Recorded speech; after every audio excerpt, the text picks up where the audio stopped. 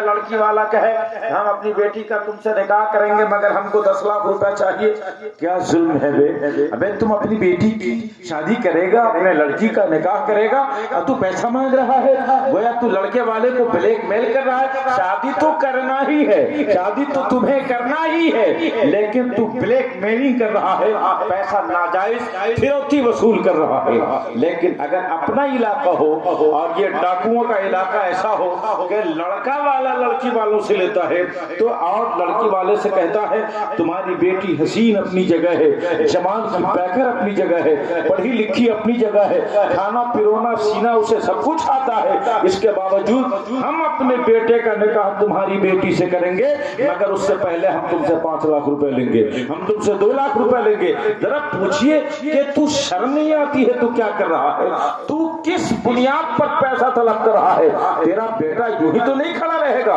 تیرا بیٹا نکاح کرے گا، چاہے دنیا کی کسی عورت سے نکاح ہی کرے گا، لیکن نکاح سے پہلے اگر تو بلیک میل کر رہا ہے کسی لڑکی والے کو، اگر تو بلیک میل کر رہا ہے اور یہ فروختی وصول رہا ہے تو اب سن، شریعت سے پوچھ کہ اس فروختی کا کیا نام ہے، اس بلیک میلنگ کا کیا نام ہے؟ میری موٹر سائیکل آپ کے گھر دروازے پہ لگ گئی، اب آپ نے کہا ہم نہیں دیں گے، ہم کو 20,000 روپیہ چاہیے، آپ کا پیسہ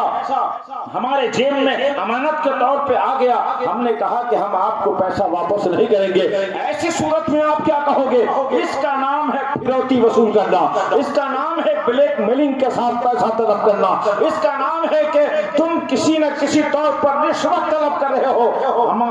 ہمارے حاکم صاحب سی او صاحب اس زمین کو ہمارے نام سے کر دیجئے، ٹھیک ہے 25,000 روپے لائیے، اسی کا نام فروختی ہے، اسی کا نام بلیک میلنگ ہے، اسی کا نام رشوت ہے، اسی کو آپ گھوس کہتے ہو۔ تو چاہے سی او زمین کی بنیاد پر لے، چاہے کوئی لڑکا والا لڑکی والا سے لے، چاہے کوئی لڑکی والا کسی لڑکا والا سے لے، قرآن سے پوچھ قرآن کیا کہہ رہا ہے؟ قرآن فرماتا ہے لا تاکلوا اموالکم بینکم بالباطل، اے مومن ایک دوسرے کا مال اگر تم کھانا چاہتے ہو باطل طریقے سے تو یہ جائز نہیں ہے۔ ارے فروختی مت وصول کر، تو رشوت کیوں لیتا ہے؟ اور علامہ شامی فرماتے ہیں چاہے لڑکی والا لڑکا والا سے لے یا لڑکا والا لڑکی والا سے لے، یہ دونوں رشوت ہے اور گھوس ہے، اور مدینے والے نے فرما دیا رشوت دینے والا اور لینے والا کلاہما فی النار،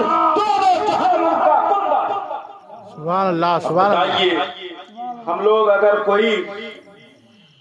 ہم سے کچھ پیسہ لے لے کام کرنے کے عوض تو ہم کہتے ہیں دیکھیے نا گھوس لے لیا،